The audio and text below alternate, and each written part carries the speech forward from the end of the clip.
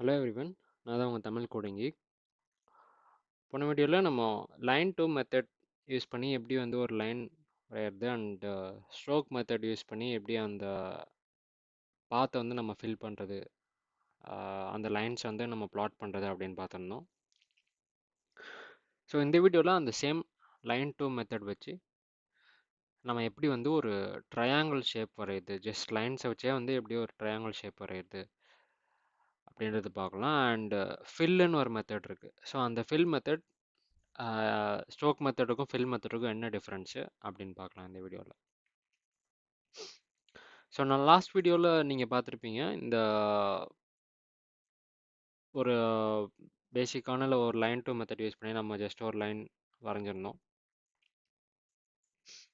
இந்த வீடியோவில் இந்த லைனை வந்து நம்ம வந்து எப்படி ரெக்டாங்கிளாக கன்ஸ்ட்ரக்ட் பண்ணலாம் அப்படின்னு நம்ம பார்க்கலாம்.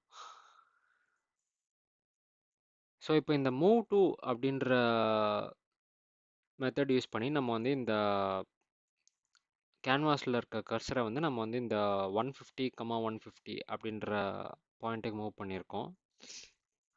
அண்ட் நெக்ஸ்ட் லைனில் வந்து நம்ம லைன் டூன்ற மெத்தட் வச்சு 250, 150 அப்படின்ற மெத்தடில் வந்து நம்ம வந்து லைன் வரைஞ்சிருக்கோம்.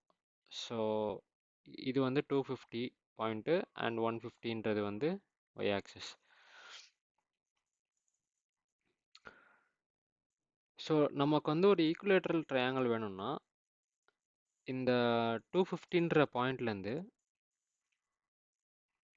இதோட சென்டருக்கு ஒரு லைன் வரையணும் கீழே. ஸோ எக்ஸ்ன்றது வந்து சென்டர் பாயிண்ட்டுக்கு வரும், அதாவது 250லேருந்து 200க்கு நம்ம ஒரு லைன் வரையணும். அதேமாரி ஒய்ன்றது இப்போ 250ன்ற இடத்துல இருக்குது. ஸோ அதை வந்து நம்ம வந்து 200 வரைக்கும் எக்ஸ்டெண்ட் பண்ணலாம். ஸோ தட் நெக்ஸ்ட் லைன் வந்து நம்ம வந்து 200, 200 அதுக்கு வந்து நம்ம வந்து லைன் வரையணும். ஸோ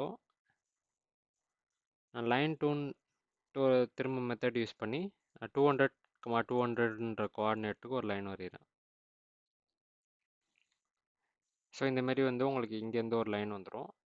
அண்ட் இப்போ இந்த ட்ரையாங்கிளை நீங்கள் ஜாயின் பண்ணணும்னா திரும்ப ஸ்டார்டிங் பாயிண்ட்டுக்கு ஒரு லைன் வரையணும், விச் இஸ் இந்த மூவ் டூ பாயிண்ட்டோட பாயிண்ட் தான் வந்து உங்களுக்கு வந்து starting point. So CDX dot line to 150, 150.